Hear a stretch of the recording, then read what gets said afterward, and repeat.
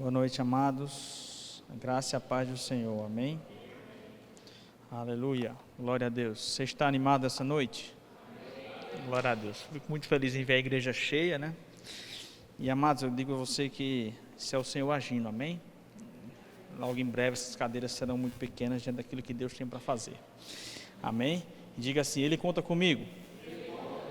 Diga assim de novo: Ele conta comigo. Aleluia. Deus conta comigo e com você para encher essa igreja com pessoas que precisam, sedentas da palavra dele. Deus tem muito a fazer aqui em Maringá e conta comigo e com você. Nós não fomos colocados aqui em vão. Nós estamos aqui com um propósito. Amém? Eu e você não estamos aqui por um acidente ou porque erramos o percurso e viemos bater no estado do Paraná. Não, amados. Deus tem um propósito na minha e na sua vida, nesta cidade, neste tempo, na atual circunstância. Amém? Glória a Deus. Quero que você abra comigo a sua Bíblia no livro de Jeremias, no capítulo 18. Glória a Deus.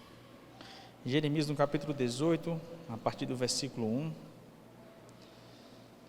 Eu vou ler na revista atualizada, amém? Mas você acompanha na versão que você tiver, que você achar mais conveniente, amém? Diz assim: palavra do Senhor que veio a Jeremias, dizendo: dispõe-te e desce à casa do oleiro, e lá ouvirás as minhas palavras. Desci na casa do oleiro, e eis que ele estava entregue à sua obra sobre as rodas.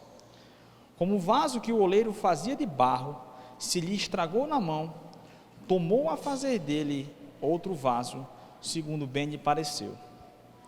Versículo 5: então veio a mim a palavra do Senhor: não poderei eu fazer de vós como fez este oleiro, ó casa de Israel? Diz o Senhor: eis que como barro na mão do oleiro, assim sois vós na minha mão, ó casa de Israel. Amados, essa palavra aqui é uma palavra que o Senhor mexeu comigo para estar trazendo essa noite, e é interessante a gente perceber por que o profeta Jeremias foi levado pelo Espírito Santo a observar o trabalho de um oleiro. Não sei se você já observou como é que funciona a olaria, ou a casa onde os vasos são fabricados, mas existem 3 componentes aqui. Nós temos o vaso, nós temos o oleiro e nós temos a olaria. Vaso, oleiro, olaria. E é interessante porque quando nós vamos observar, não é à toa que essa profecia foi entregue para o profeta Jeremias. Se você se procurar a entender um pouco mais da Bíblia, você vai entender que Jeremias foi um profeta muito malquisto, muito mal desejado na época dele. Tanto é que ele foi preso e o rei Joaquim, que era o rei da época, mandou queimar o livro de Jeremias, por causa das profecias que ele lançava. Profecias duras, profecias ruins de ouvir.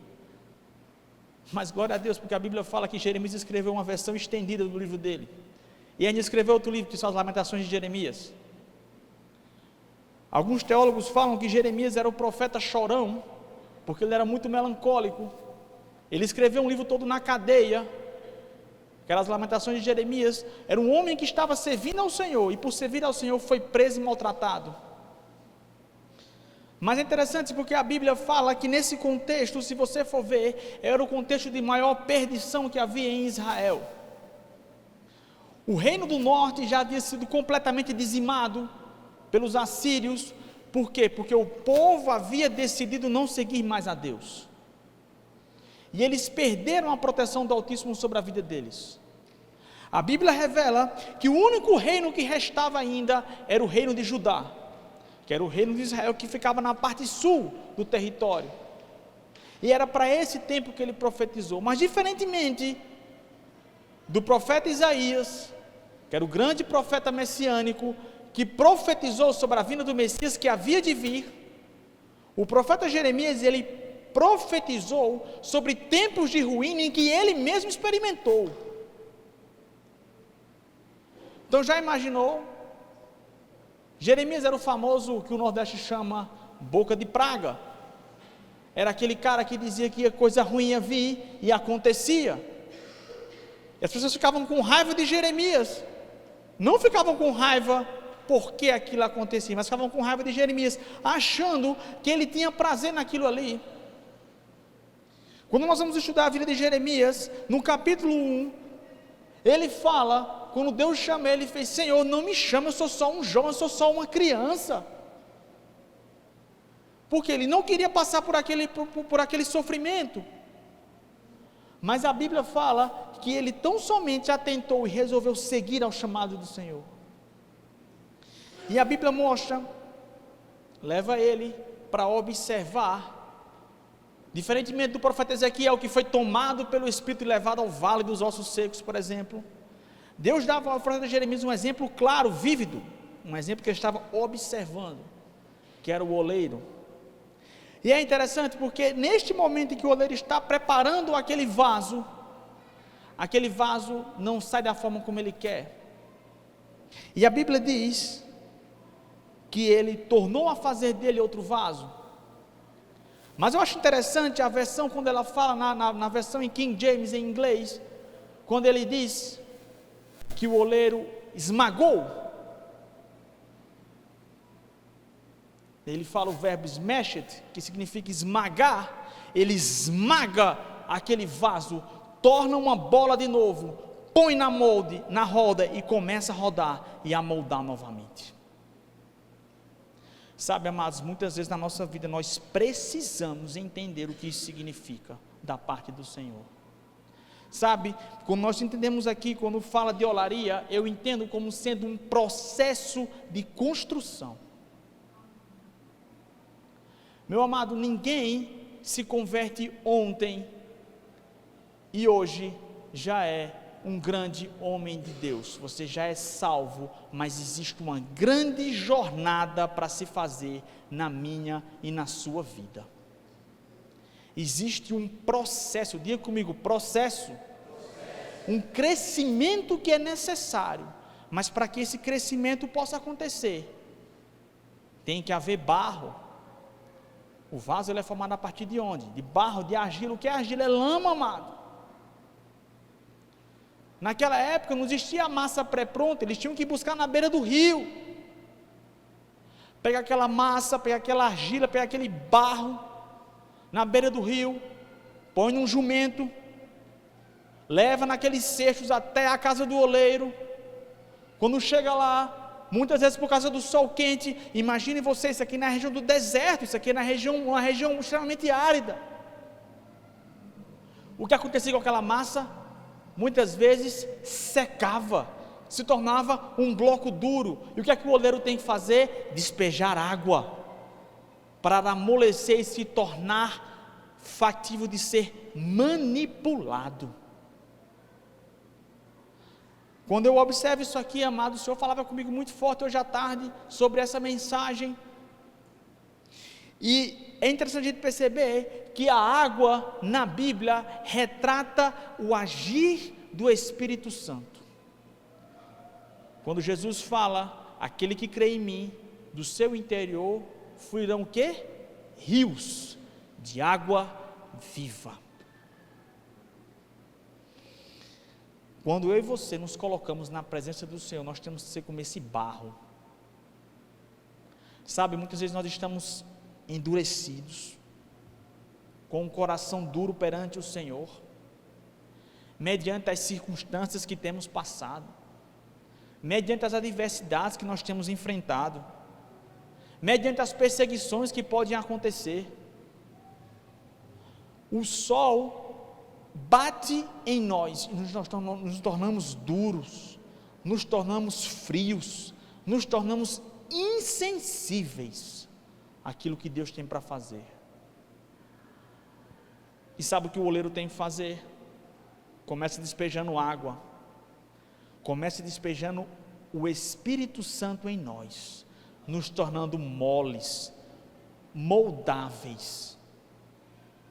E daí ele pega, te coloca numa forma, e aí começa, roda, roda, roda, na roda, a roda vai girando, ele vai esculpindo aquilo ali.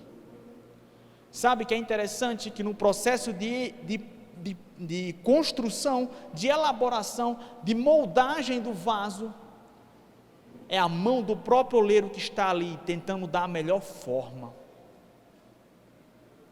E eu percebo aqui que quando o vaso não sai da forma como o oleiro acha que deve sair, ele vai lá e tem que refazer o processo. Sabe, trazendo para o reino espiritual, nós entendemos que o Senhor é o nosso oleiro. Você pode pensar, mas o oleiro vai falhar na moldagem do vaso? Não, porque Deus é perfeito, e o falhar na moldagem do vaso seria contra a sua própria natureza. Mas existem elementos que são intrínsecos àquele barro, que muitas vezes precisam ser arrancados, e que precisam ser refeitos todo o processo. Sabe, o que Deus está dizendo para mim e para você nessa noite, é que nós precisamos nos esvaziar daquilo que nós temos, nos esvaziar daquilo que nós somos, e nos permitir sermos moldados pela mão dEle. Sabe, esse processo é um processo doloroso, é um processo que muitas vezes incomoda, é um processo que muitas vezes dói. Já imaginou você estar com a sua, quando você sofre um ferimento qualquer, e alguém vai e bate naquela ferida, você sente logo uma dor, um arrepio, fala para a pessoa, cuidado, não pode tocar aqui.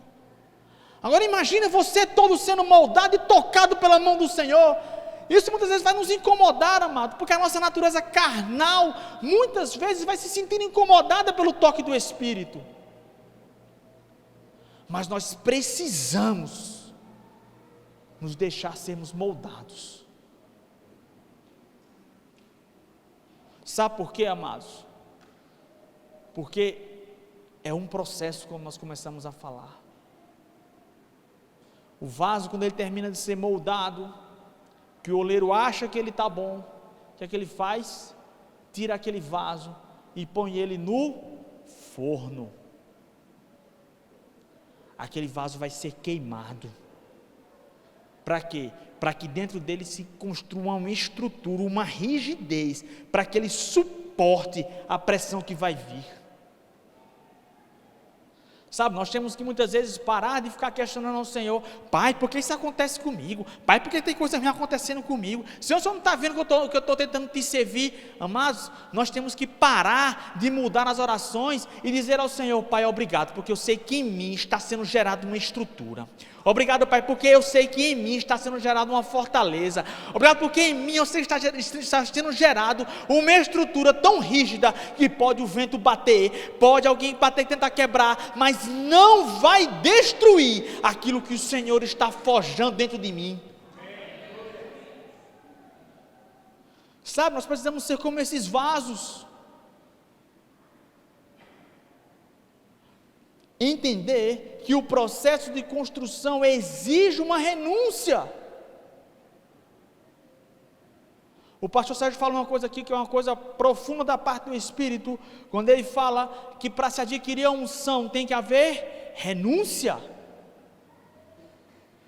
Nós precisamos renunciar a nós mesmos, à nossa vontade, aos nossos planos, aos nossos sonhos.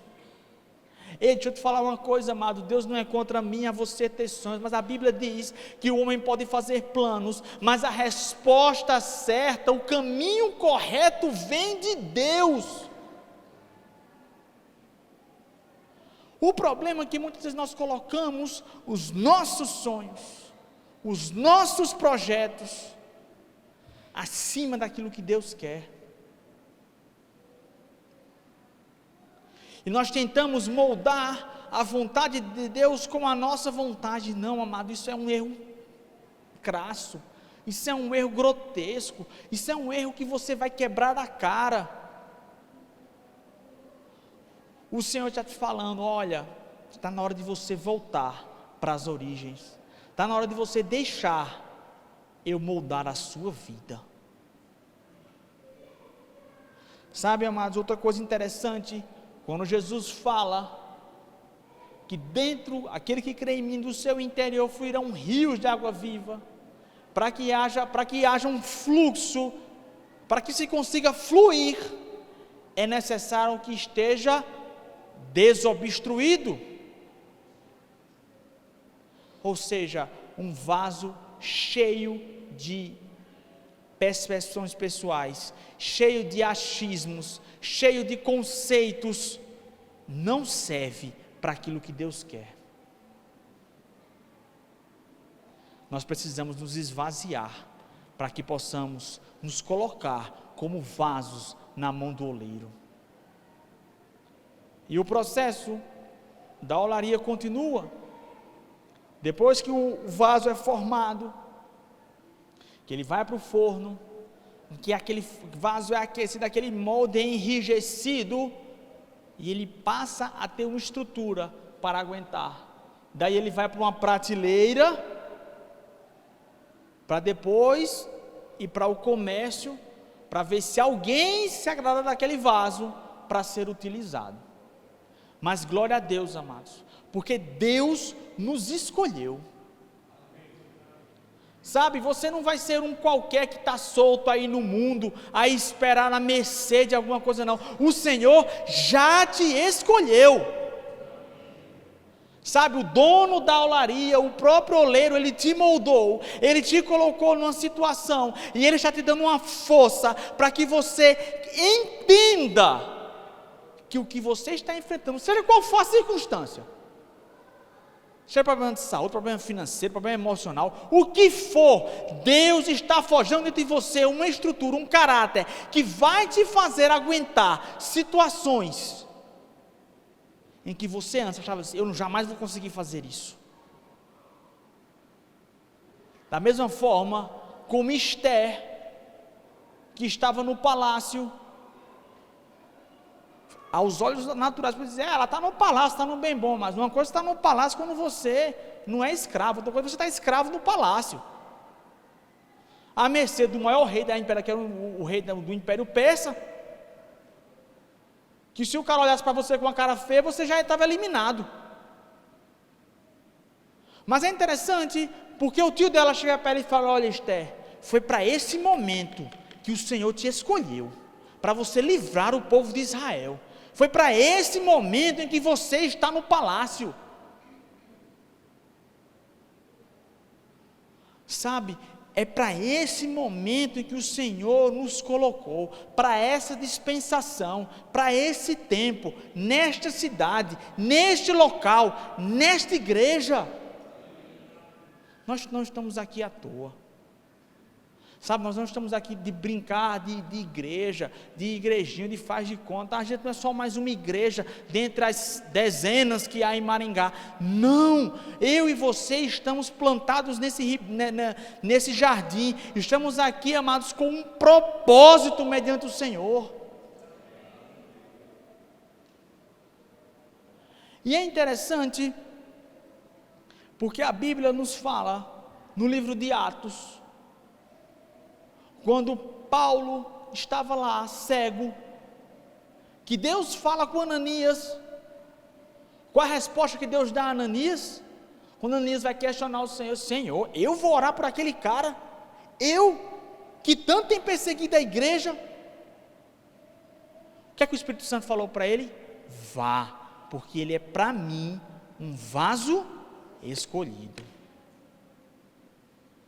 Sabe, Deus está falando para mim e para você nessa noite, ei, você é um vaso escolhido, você é um vaso escolhido, você não está aqui à toa, você não está aqui por acaso, você não está aqui porque não tem o que fazer, e você vai fazer uma social no domingo à noite. Eu e você estamos aqui, porque o Senhor nos escolheu para fazer a diferença, para gerar um impacto nessa cidade, para gerar um impacto nessa nação, para gerar um impacto na tua vizinhança, para gerar um impacto na tua rotina diária, para gerar um impacto no teu trabalho, na tua faculdade, na tua escola, onde você está inserido, o Senhor te escolheu para fazer a diferença. É hora de nos levantarmos perante o Senhor. Ei, eu e você somos vasos, mas um vaso tem uma característica muito peculiar. Sabe, amados, eu vou dar um exemplo aqui, e vou até pedir desculpa ao pessoal do diaconato da igreja, da organização. Você está vendo esse vaso aqui, né? Ele é muito bonito, concorda? Agora, se eu fizer isso aqui, ó, tirar isso aqui, depois eu passo a vassoura aqui. Estou fazendo o que o Espírito mandou fazer, amém? Deixa eu te falar uma coisa. Você percebe o vaso agora? A beleza do vaso não está em quem ele é, está em quem ocupa o vaso. O poder do vaso não está na estrutura dele, é em quem estava carregando. Ei, você carrega o Todo-Poderoso, você carrega o Todo-Poderoso, o Deus que fez os céus e a terra, anseia por se manifestar através da minha e da sua vida. Mas nós precisamos nos esvaziar, sabe? Nós precisamos parar de achar que nós somos a última Coca-Cola do deserto. Sabe, diante do Deus Todo-Poderoso, eu nunca pedi ao Senhor para estar aqui. Sabe, tem gente que fica pedindo, Senhor, eu quero pregar, Senhor, eu quero... Meu amado, não está errado, desde que você entenda qual é o chamado de Deus na sua vida. Outra coisa que eu vou te falar, amado, tem vaso que é para ficar no meio, mas tem vaso que é para ficar no canto da parede. E nem por isso deixa de ser mais importante. Na sua casa, deve ter algum vaso que você bota no canto da porta, que quando alguém passa, nem mal vê aquele vaso, mas ele tem uma função no canto dele ali. Agora tem vaso que foi escolhido para ser colocado no meio da casa. Quem determina isso? O dono da casa, o Senhor, quem determina isso, meu amado. O problema é que muitas vezes nós nos enchemos de conceitos individuais. Quais são os conceitos? Não, porque eu posso, não, porque eu falo melhor, não, porque eu falo tantas línguas, não, porque eu tenho pós-graduação, não, porque eu tenho doutorado, não, porque eu tenho isso, aquilo, outro. Ei, isso perante o Senhor não vale nada. O que vale é eu e você nos enchermos do Senhor. Quando Deus falou,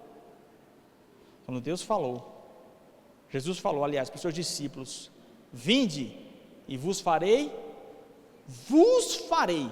pescadores de homens, vos farei, não é, vocês já são. Ó, beleza, aí vamos todo mundo pregar. Não, não é isso. Existe um processo. E amados, deixa eu te falar uma coisa, inspirado pelo Espírito Santo do Senhor que está aqui nessa noite. Entenda que a olaria que eu e você precisamos estar, chama-se Verbo da Vida Maringá. É aqui que eu e você precisamos estar. Sabe, eu não estou dizendo isso, que as outras igrejas aí fora, não é isso, mas o Senhor tem um chamado para mim e para você, nesta igreja, neste ministério a ser cumprido, sabe, e diante disso nós precisamos nos sujeitar à vontade dEle. Outra coisa que o Senhor falava no meu coração, hoje à tarde, quando Jesus fala no Sermão da Montanha, em Mateus no capítulo 5, que vocês são o quê? Sal da terra. Deixa eu te falar duas coisas. Primeiramente, eu imagino, Jesus ele devia fazer umas analogias que o pessoal achava meio confuso na época, né? Você morava numa região litorânea do mar, ou seja, tinha sal à vontade, e Jesus fala, vocês são sal. Jesus não podia ser açúcar, não, para dar um gosto mais docinho, para eu adoçar a vida dos outros, né? Alguém mais poético lá, o João, por exemplo. Ou você podia dizer assim, eu podia ser uma especiaria, eu podia ser azeite, eu podia ser que é caro, eu podia ser farinha, eu podia ser pimenta, qualquer coisa. Mas Jesus falou: vocês são sal. Sabe por que sal? Deixa eu te falar uma coisa. A gente vive uma época em que estamos enfrentando uma inflação. Todo mundo reclama do preço da carne, que está muito caro, preço de feijão, preço de tomate, de tudo quanto é coisa. Ora, não vejo ninguém reclamar do preço de sal. Já parou para pensar isso? Tanto é que quando tem campanha comunitária para trazer alimento, o que é que o pessoal coloca embaixo? Por favor, não traga sal. É ou não é? Já parou para pensar o porquê disso? Jesus estava falando para os discípulos uma mensagem muito simples. Ei, eu chamei vocês, mas vocês têm que entender que não são vocês, é o meu Espírito por vocês. Não é Pedro, é o Espírito que age pela vida de Pedro. Não é Tiago, é o Espírito que age pela vida de Tiago. Não é Arthur, é o Espírito que age pela vida de Arthur. Outra coisa interessante sobre o sal que o Espírito Santo estava me explicando. Se você for preparar um alimento, você tem que colocar sal, mas não pode colocar em excesso, senão você estraga a comida.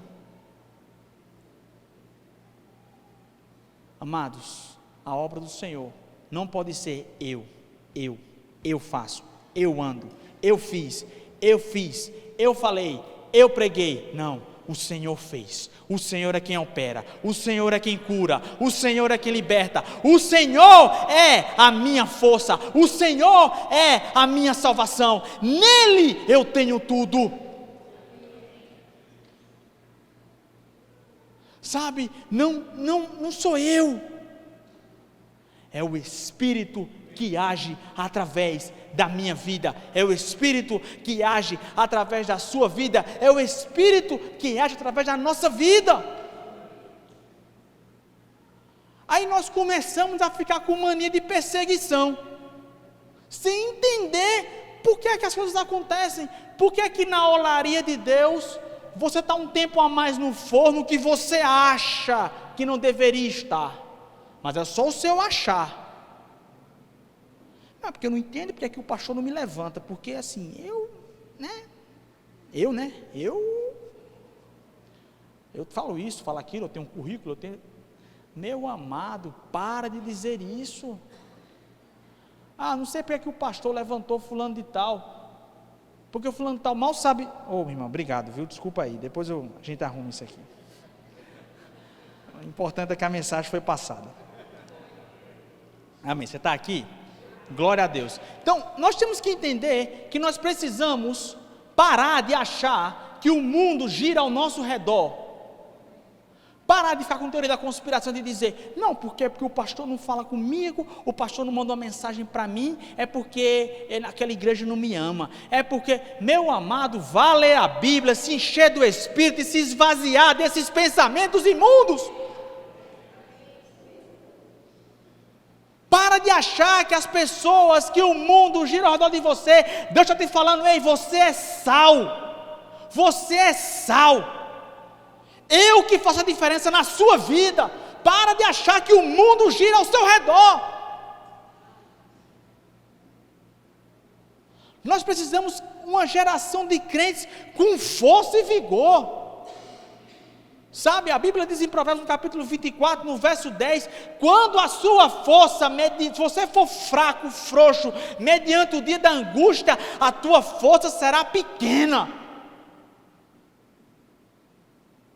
Agora, o que acontece? Nós ficamos cheios de conceitos mundanos, porque hoje nós estamos numa geração do mimimi, tudo é comigo, não porque eu sou assim, não porque eu sou negro, não porque eu sou pobre, não porque eu sou amarelo, porque eu sou azul, porque eu sou nordestino, porque eu falo arrastado, porque isso, aquilo, outro. Meu amado, para de olhar para o natural.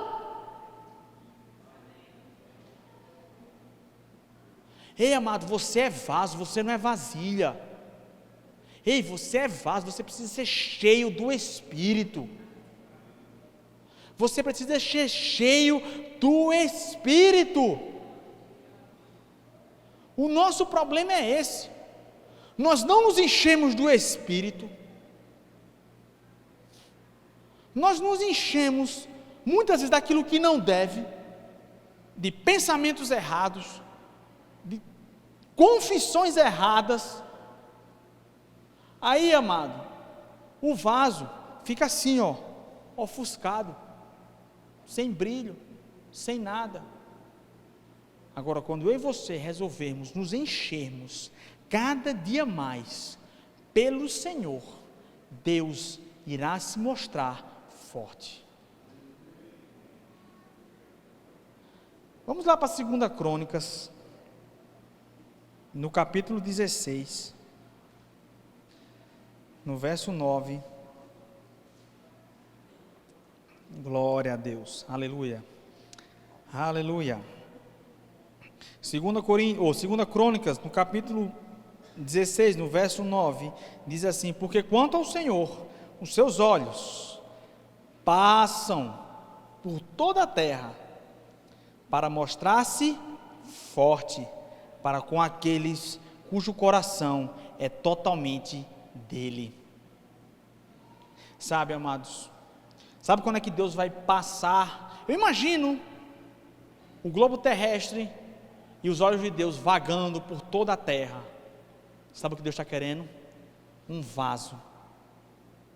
Ei, Deus está querendo um vaso, vazio de si, vazio das coisas do mundo, vazio de pensamentos errados, vazio de práticas erradas, vazio de conceitos próprios, vazios de achismos, vazios de soberba, vazios de interesses pessoais, dizendo assim: ei, Senhor, eu sou vaso nas tuas mãos.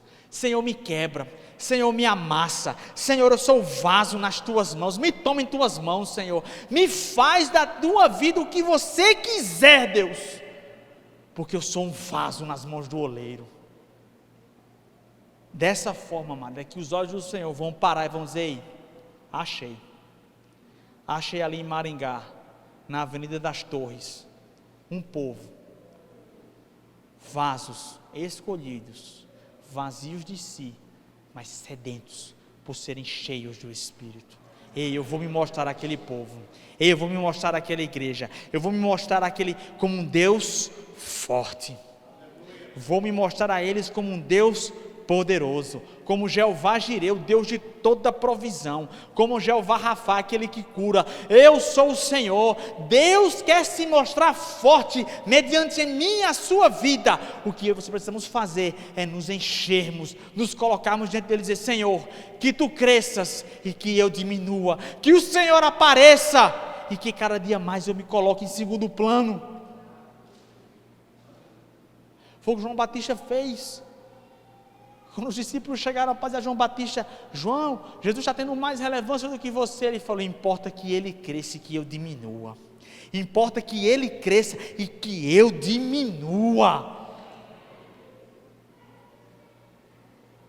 Sabe, nós precisamos disso, amados. É disso que a igreja do Senhor tem precisado nos últimos dias. Sabe, falar de prosperidade é uma bênção, falar de cura é uma bênção, falar de Deus no Espírito é uma bênção, é maravilhoso. Mas o que Deus está querendo falar para mim e para você nessa noite: ei, seja um vaso nas minhas mãos, deixa eu te moldar, deixa eu dar a forma daquilo que você precisa, deixa eu te colocar na forma correta.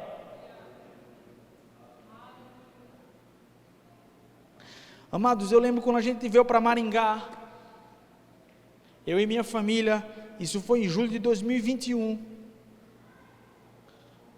nós nem sabíamos do verbo da vida aqui, não sabíamos absolutamente nada, viemos receber uma proposta de trabalho, e eu lembro quando eu entrei naquela cidade, na entrada da cidade, nós oramos ao Senhor, e eu dizia: Pai, se for, Pai, da tua vontade, Pai, você sabe o que é melhor para mim, Senhor, eu não sei de nada, Senhor, se for a tua vontade, tu és o meu oleiro, se for a tua vontade, Senhor, que haja graça e favor, que tudo aquilo quanto eu for fazer, que o Senhor abra portas, Pai, que não haja impedimentos, que não haja entraves, para que eu entenda, Pai, que é a tua vontade que eu esteja aqui, mas também, Senhor, se não for, que o Senhor sinalize, porque eu só quero estar no centro da tua vontade.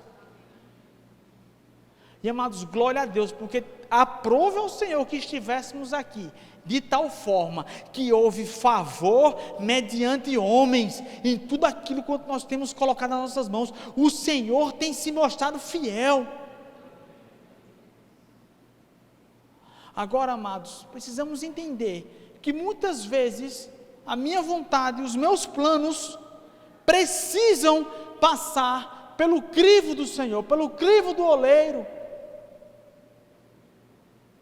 Naturalmente falando, há 2 anos atrás, em 2021, nessa mesma época, eu nem sabia que Maringá existia, eu nem queria saber de Maringá.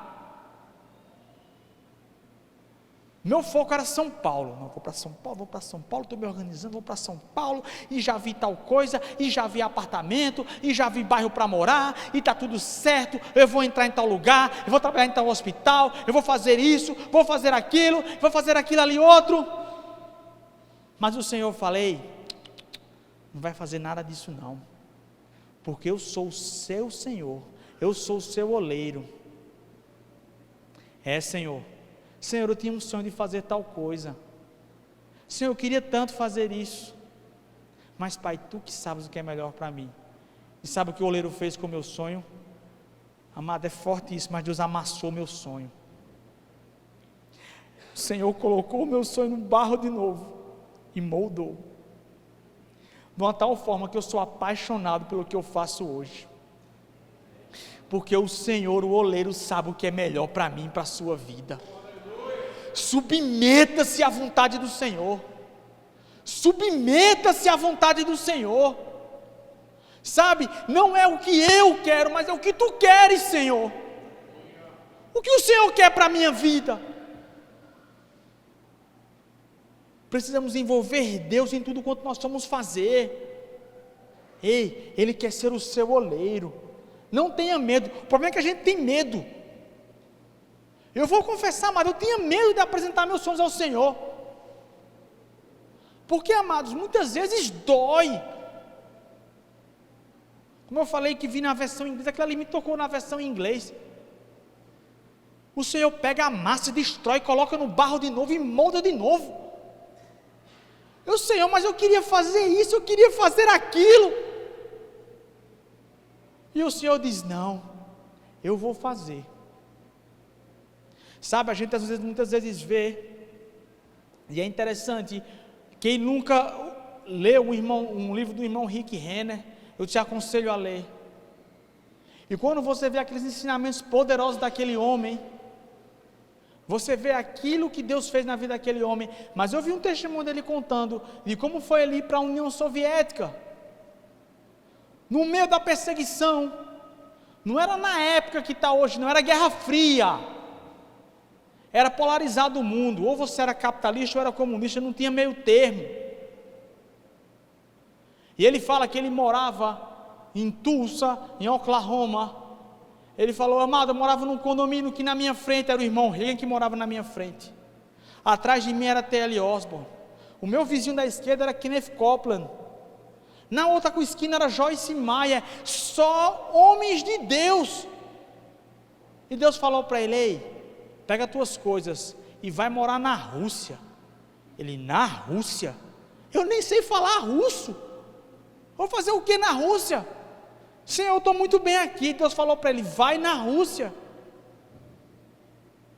E a Bíblia, e ele conta que quando ele chegou lá, dentro dele ele falou, foi visitar lá, quando ele voltou, ele disse: Senhor, não vou não, mas não vou mesmo, tudo fechado, ditadura, não sei o que, eu não vou não. Eu estou bem aqui, Senhor, eu estou servindo ao Senhor, estou pregando na igreja, eu estou sendo acompanhado por grandes homens de Deus, porque eu vou sair daqui? Está dando tudo certo. Mas Deus falou para ele, e amado, uma coisa que ele falou que tocou no meu coração, ele disse, quando ele chegou lá, que desceu no avião, ele beijou naquele solo, naquele território, e disse, Senhor, se for a tua vontade, põe um amor nessa terra dentro do meu coração. Ele diz, depois de 25 anos, a minha oração ao Senhor, Senhor, não me tire da Rússia, eu amo esse país. Submeta a minha, a sua vontade aos planos do Senhor. Ele é quem sabe o que é melhor. Sabe, às vezes estamos sofrendo, e me desculpe dizer isso, às vezes estamos sofrendo de graça, sem necessidade. Obviamente, de alguns sofrimentos, existe um fortalecimento de nós, como o apóstolo Tiago fala, que nós devemos ter motivo de grande alegria o passarmos por tribulações, mas nós temos que entender, amado, que tem pessoas que estão sofrendo, porque não querem se submeter à vontade do Senhor, vai continuar sofrendo, até entender, que na vontade do Senhor, é que é boa, perfeita e agradável, é só nele, é só lá que você vai encontrar o refúgio, é só lá que você vai encontrar aquilo que a Bíblia fala, amados. O problema é que nós queremos muitas vezes submeter a nossa vontade, aliás, a vontade do Senhor, a nossa vontade. Precisamos nos esvaziar, amados. Guarda essa palavra nessa noite. Eu e você precisamos nos esvaziar do nosso eu, da minha vontade, dos meus sonhos, por amor dele, porque ele é que sabe, quando eu e você decidirmos sonhar os sonhos de Deus, a nossa vida vai ser bem diferente. Quando eu e você passarmos a sonhar os sonhos de Deus, a nossa vida vai ser bem diferente. Sabe, Deus nos escolheu para sermos vasos de honra.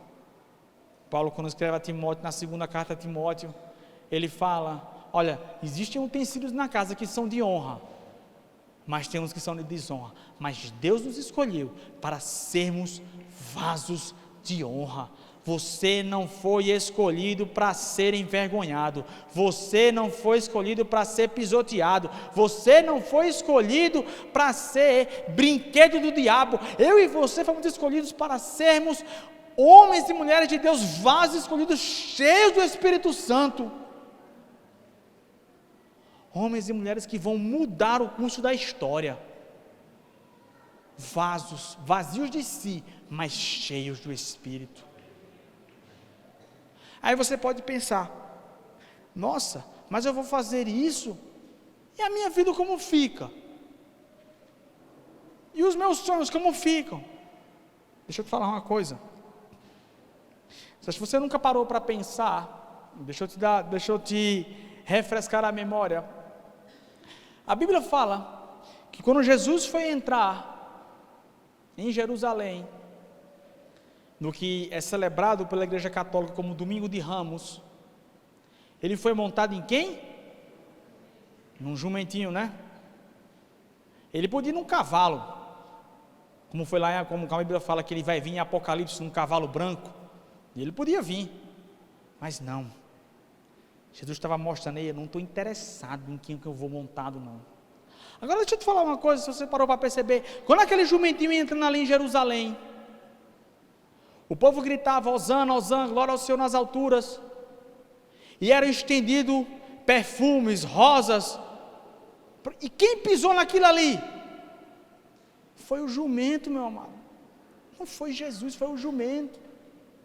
Deixa eu te falar uma coisa, quando eu e você somos vasos que carregamos o Senhor, a glória do Senhor vai nos elevar a níveis, e você vai experimentar coisas da parte do Senhor, onde a sua condição natural jamais te levaria a alcançar. Eu fico pensando naquele jumento, amado, deveria ter virado popstar depois, né? Todo mundo queria tirar foto no jumento, não tinha foto naquela época, mas tudo bem. Todo mundo queria subir no jumento, Jesus subiu. Por quê? Porque Ele carregou o Salvador da terra. Meu amado, eu e você carregamos o Salvador da terra. Se eu e você nos esvaziarmos de nós e carregarmos a essência da glória do Senhor dentro de nós, Deus vai te colocar em locais tão altos que você vai dizer: só podia ser o Senhor.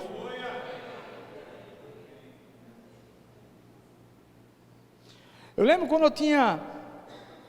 Minha primeira viagem de avião foi com 24 anos. E eu dizia: nossa, eu vou sonhar o dia em que eu vou andar de avião, que eu vou me cansar de andar de avião. Meu amado, houve uma época em que eu já estava cansado de tanto pegar voo. Por quê? É a glória do Senhor atuando na minha e na sua vida. Eu lembro quando eu vim para cá, eu lembro quando eu via lá as pessoas trabalhando, e a pessoa dizendo assim: nossa, eu tenho não sei quantas cirurgias para fazer. Eu olhava e dizia assim: nossa, eu queria ser assim. Eu queria ter um problema santo, um problema bom, que é tanta coisa para resolver, que você não vai nem, você vai pedir ao Senhor direções, porque é muita coisa para você fazer. E hoje o Senhor tem feito isso. Olha para aquilo ali e fala assim: Senhor, só podia ser o Senhor. Quando eu olho aquela lista de coisas para eu fazer, só podia ser o Senhor. Eu chegava aqui com medo de não encontrar emprego, e hoje falta tempo para fazer aquilo que Deus tem colocado nas minhas mãos. Quando eu quero dizer a você, amado, é que Deus é aquele que faz infinitamente mais. Mas para que isso aconteça, tem que haver uma condição. Qual é? Nos esvaziarmos de nós mesmos. Amado, submeta o meu ao seu sonho, submeta a minha, a sua vontade perante o Senhor, o meu e o teu achismo. Sabe, eu quero que você abra comigo lá em 2 Coríntios, no capítulo 1, no verso 20. Aleluia, glória a Deus. 2 Coríntios 1, 20 diz assim: porque quantas são, tem uma versão que fala, porque todas quantas são as promessas de Deus, tantas tem nele o sim, porquanto também por ele é o amém, para a glória de Deus, por nosso intermédio. Veja que coisa interessante, amados. Tem gente que pega esse versículo assim e fala: nossa, porque todas as promessas vão se cumprir na minha vida.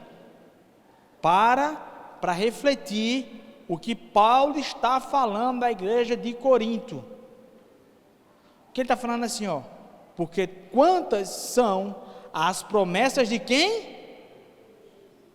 De quem, amado? Deus.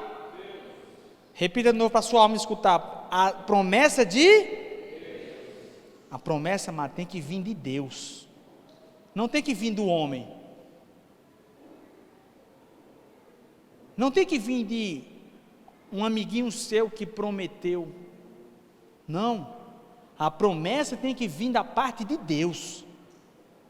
E ele continua dizendo assim: tantas tem nele o sim, ou seja, tudo aquilo que Deus prometeu, conforme até nós cantamos aqui, tudo o que Deus falou, não é o que o homem falou, é o que Deus falou, vai acontecer. Porquanto também por ele é o amém, ou seja, amado, tudo começa nele e encerra nele. E eu e você somos o quê? O vaso. Somos o quê? O intermédio, por onde vai fluir. Agora deixa eu te falar uma coisa, um vaso sanguíneo, que é por onde o sangue passa, para nutrir o corpo, você sabia que aquele sangue que ele vai passando, ele também nutre a parede do próprio vaso? Deixa eu te falar, amados, a glória de Deus, quando ela passa através da minha e da sua vida, ela promove mudança e restauração na minha e na sua vida também. Então, amado, a promessa, ela tem que vir da parte de Deus. Esse é o problema. Problema não, né? Quer dizer, é o problema de muitos crentes que não entendem isso. Por quê? Aquilo que nós comentamos no começo. Se nós não somos vasos, entregues na mão do oleiro, para sermos moldados, conforme a vontade do oleiro, o que acontece? As promessas não se cumprem. Ah, mas é porque a palavra da fé não funciona. Não, amado, não é que não funciona não. É porque quem prometeu não foi Deus, foi homem. Ou foi coisa da tua cabeça. Para de achar que o que você pensar, Deus vai cumprir. Deus vai cumprir aquilo que Ele prometeu. A Bíblia fala que Ele vela sobre o quê? A sua palavra. Não é a palavra do homem não. É a sua palavra para cumprir. Ou seja, nós precisamos parar. E cuidado, amado, porque eu vou falar aqui uma coisa que eu quero que você guarde no seu coração, com muito carinho. Cuidado com o que você diz que Deus está envolvido. Será que Deus está envolvido mesmo? Não, porque Deus falou comigo para ir para tal lugar. Ei, Deus falou mesmo? Amado, eu vou falar alguma coisa aqui, espero que você não chateie comigo, porque é o Espírito Santo falando. Se Deus não falou para você sair dessa igreja, vou te dar um conselho: não saia. Não saia. Sabe por quê? Porque você não vai estar desfrutando da vontade de Deus. Você não vai estar desfrutando dessas promessas. Por quê? Porque quem fez a promessa foi Deus ou foi o homem? Se foi de Deus, tem um aprove dele. Mas se não foi de Deus, Deus não pode se responsabilizar por aquilo que Ele não prometeu. Eu acho que todo mundo aqui já passou por uma situação de alguém usar seu nome indevidamente. Não, fulano falou que você ia fazer. Peraí, fulano falou ou fui eu que falei? Não, porque se eu falei, eu vou fazer. Agora, se foi fulano que falou, você não fica chateado? Como é que você vai se responsabilizar por algo que não foi você que prometeu? Da mesma forma é o Senhor. Deus não pode se responsabilizar se você e eu fazemos planos indevidos, não apresentamos diante do Senhor, não submetemos à vontade dEle, e aí quando dá errado você vai falar: mas Senhor, o Senhor falou para mim, eu não estou entendendo porque eu estou passando por isso. Ei, você submeteu à vontade do Senhor? Ei, vaso, você se esvaziou daquilo que você precisa se esvaziar, você se encheu do Espírito. Amados, aconteceu isso com os próprios discípulos, os apóstolos. Sabe, em João, no capítulo 21, quando Jesus vai se despedir deles, é interessante, porque ele promete duas coisas específicas, a Pedro e a João. Vamos abrir lá para a gente ver, e a gente já está partindo para o final da pregação, amém? Você está aqui? Você está sendo abençoado? Amém. Glória a Deus. Diga comigo: eu sou um vaso nas mãos do oleiro. Aleluia, glória a Deus.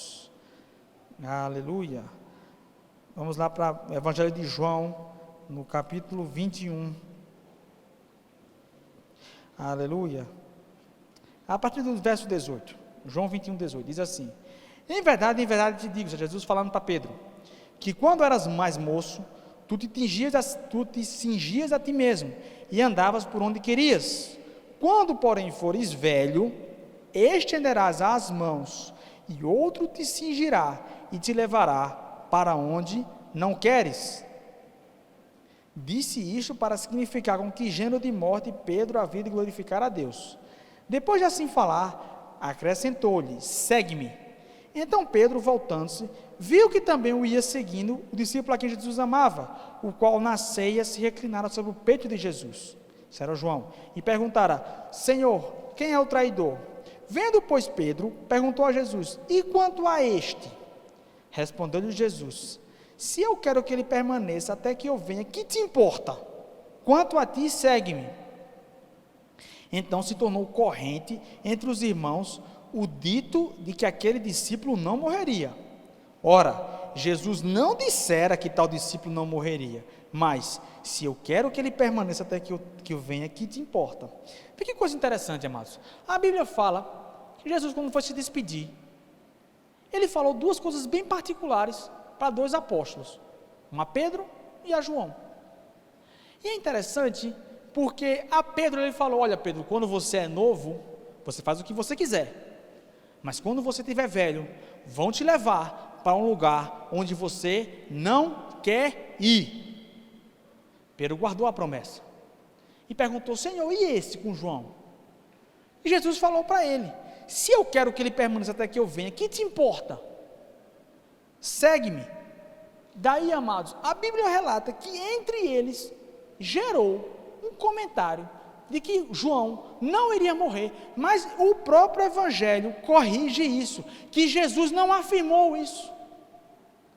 Isso aqui é um exemplo claro, que tem muito crente, filho de Deus, que escuta a profecia, que escuta a palavra de Deus pela metade, toma suas próprias conclusões e sai por aí falando: não, porque Deus disse isso, Deus disse aquilo. Entenda se foi Deus que falou mesmo.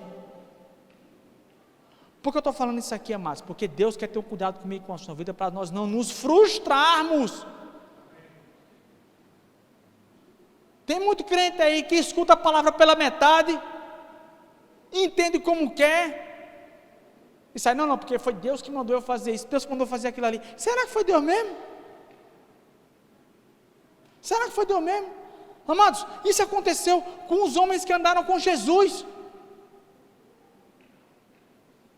Isso é uma prova clara de que nós podemos entender errado as coisas, e Deus está nos alerta aqui: ei, vocês não precisam ser confundidos, porque vocês têm um Espírito Santo. Para de envolver Deus onde Deus muitas vezes não está envolvido. Não estou querendo dizer com isso, amados, que você não deve envolver Deus na sua vida, não é isso, mas para de querer tomar suas ações e justificar, dizendo que foi Deus que mandou fazer. Porque, amados, eu vou te dizer uma coisa: se todo crente que chegasse para o pastor, por exemplo: pastor, vou fazer isso porque Deus mandou fazer, e lá na frente quebra a cara, Deus seria o quê? Mentiroso. E Deus não é mentiroso. Você está entendendo o que a gente está comentando aqui?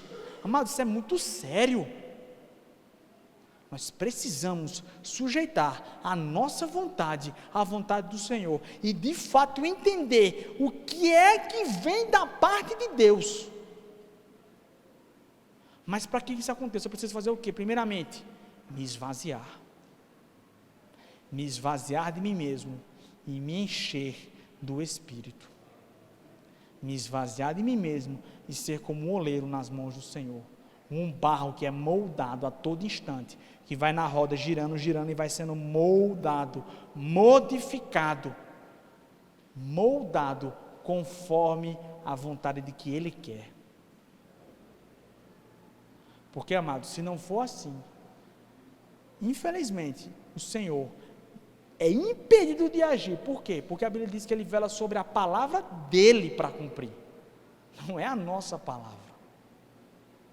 Por isso que é interessante, não sei se você já fez uma conexão desse passagem aqui de João com a passagem de Pedro na prisão.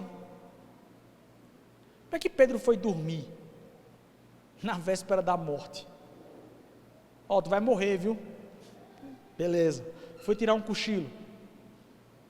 Por quê? Porque ele sabia que não ia morrer. Por quê? Porque ele recebeu uma promessa do Senhor, dizendo a ele: você só vai morrer quando você estiver velho. Quando a promessa ela vem de Deus, amados, Ele cumpre. Quando a promessa ela vem de Deus, acontece. Agora nós precisamos parar de achar que porque também houve uma promessa da parte do Senhor. Se você entende que existe uma promessa da parte do Senhor, você acha que um vaso, o Senhor está falando agora no meu coração, eu vou falar isso aqui agora, amados. Você acha que um vaso, ele não sofre pancada, não é? Você acha que um vaso, quando ele fica, o intuito de um vaso permanecer no forno é para quê? É para ele se tornar duro, rígido, para aguentar pancada. Ou seja, eu e você precisamos entender que em cumprir a promessa do Senhor, ou em ela estar sendo cumprida na nossa vida, possa ser que hajam circunstâncias que enfrentemos de dificuldades, mas mediante isso aí você não podemos largar a promessa. Quando Paulo escrevia aqui na igreja de Corinto, na segunda epístola, no capítulo 1, no verso 20, ele dizia o quê? Ei, a promessa que vem de Deus, ela se cumpre. Vocês precisam parar de determinar data e hora para o que Deus vai fazer. Agora, se vem da parte de Deus, Se não vem, nós precisamos sujeitar à vontade do Senhor. Amém? Vamos ficar de pé. Vamos orar, amém? Aleluia, glória a Deus. Oh, obrigado, Senhor. Obrigado, Pai, porque nós entendemos a Tua vontade, Senhor.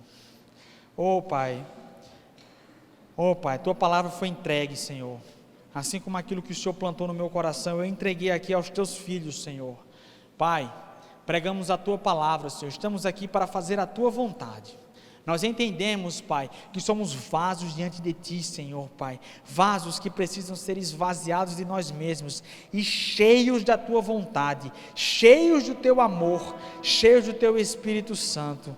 Nós não queremos, Pai, nos encher de nós mesmos. Nós queremos nos encher de Ti, Senhor. Porque importa que o Senhor cresça e que nós diminuamos, Senhor. Oh, Senhor, nos amassa. Nos quebra, Senhor, Pai. Nós colocamos a nossa vida, o nosso casamento, os nossos filhos. Sim, Senhor, nada, o nosso trabalho, nada é mais importante do que o Senhor nas nossas vidas, Pai. Nada é mais prioritário do que você e nós, Pai. Nós somos um vaso nas Tuas mãos, Pai. Pai, se assim for necessário, nos amassa, Senhor. Se assim for necessário, Pai, nos quebranta, mas nos molda, Pai, conforme a Tua vontade. Nos molda conforme a Tua vontade, Deus.